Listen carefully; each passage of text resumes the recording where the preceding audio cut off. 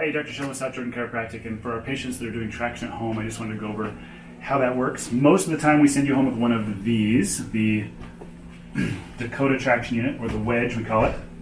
Looks like this cute foam thing. It actually works you pretty good. It does have the elastic that you can put across your forehead when you get more advanced, so there's more pressure on you than just gravity. But typically you're putting your shoulder blades here, so your head and neck are hanging off the top. You don't want to make a fulcrum in your neck, so I'm going to show you the right way to do this.